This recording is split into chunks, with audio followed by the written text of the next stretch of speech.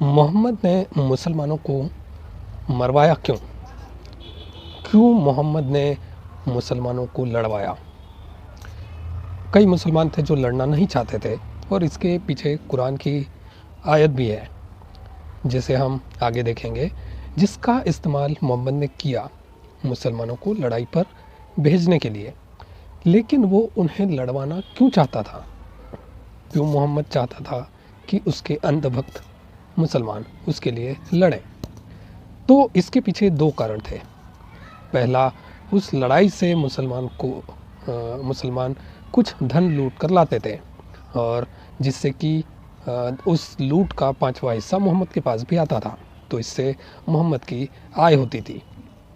एक ये कारण था। दूसरा कारण, उसे औरतों को पाना था। लड़ाई में जीतने पर उसे औरत भी मिलती थी। इसीलिए आप देखते हैं कि जब वो खदीजा मरी, उसके बाद शादियों की लाइन लग गई। हर साल लगभग एवरेज एक शादी मोहम्मद ने की। तो ये दो कारण थे कि मोहम्मद ने मुसलमानों को लड़वाया, लड़ाई पर भेजा और उन्हें खुशी खुशी मरने को भी तैयार कर लिया। और इसके पीछे हम आगे वीडियो बनाएंगे कि कैसे रेडी कर लिया। किसी को मरने के लिए तैयार करना बहुत ही बड़ी बात है। कोई भी इजीली आपके लिए मरने को तैयार नहीं होगा, लड़ने को तैयार नहीं होगा, लेकिन मोहम्मद ने ये करिश्मा कर दिखाया था। तो ये दो कारण थे। पहला कि उसे लूट का माल मिलता था, धन मिलता था। दूसरा, उसे औरत मिलती थी। तो ये दो कारण थे जिससे कि मोहम्मद ने मुसलमानों को लड़ाई पर भेजा। अब वो पैसा क्यों पाना चाहता था?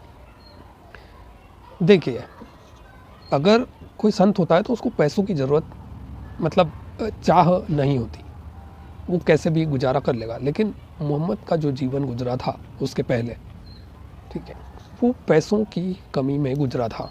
बचपन में उसकी माँ के पास पैसा नहीं था, तो उसने एक गरीब जो अमीना थी, उसने मोहम्मद को एक गरीब दाई को दे दिया। ठीक है, तो उसका जो जीवन गुजरा था, बचपन गुजरा था, वो गरीबी में गुजरा था।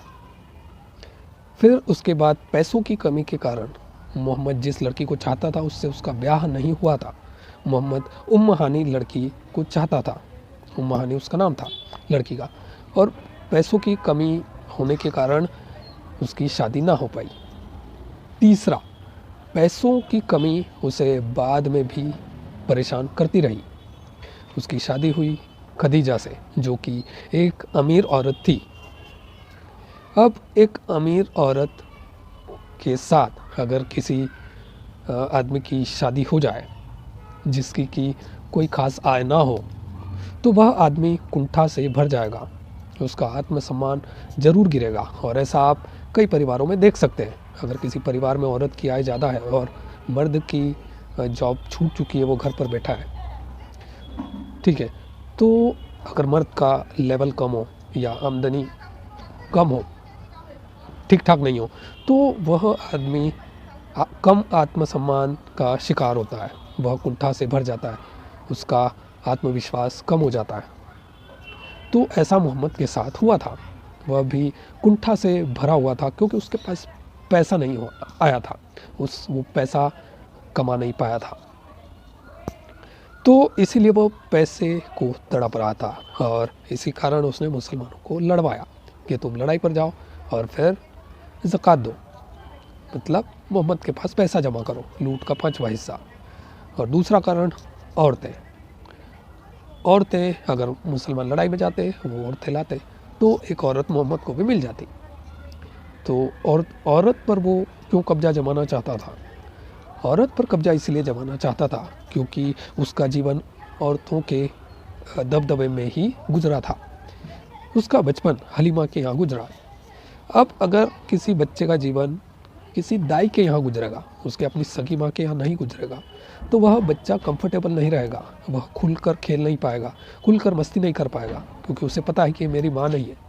बच्चा अपनी सगी माँ के पास ही खुलकर मस्ती कर पाता है, क्योंकि उसे पता है कि मेरी सगी माँ है और माँ उसे प्रेम भी करती है। लेकिन एक दाई के यहाँ रहने पर मोहम्मद वो कंफर्टेबल बचपन नहीं जी पाया।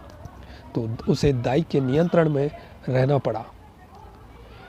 इसके बाद जब उसकी शादी भी हुई तो वो औरत खदीजा जो अमीर थी, तो इस तरह उसका जो जीवन गुजरा था वो औरतों के प्रभाव, मतलब उनके नीचे, उनके दबदबे में गुजरा था। इसीलिए वह औरतों पर कब्जा जमाना चाहता था, उन्हें अपने नियंत्रण में रखना चाहता था, उन्हें अपने से निचले स्तर पर लाना चाहता था। इसीलिए उसने एक के बाद एक शादियां की। और इसीलिए आप वो हदीस देखते हो जिसमें मोहम्मद की औरतों के प्रति नफ़रत देखने को मिलती है। वो हदीस है कि ज़्यादा जो जहन्नुम है वो औरतों से, बहुत सी औरतों से भरा हुआ है। तो मोहम्मद की औरतों से नफ़रत के पीछे का कारण यही था कि उसका जो जीवन गुजरा था उसके पहले वो औरतों के दबदबे में गुजरा था, और वह इसीलिए उन पर अपना दबदबा बनाना चाहता था। और पैसों की कमी में भी उसका जीवन गुजरा था, इसीलिए वह पैसा भी चाहता था। और यही दो कारण है जिसके लिए मोहम्मद ने मुसलमानों को लड़ाई पर भेजा।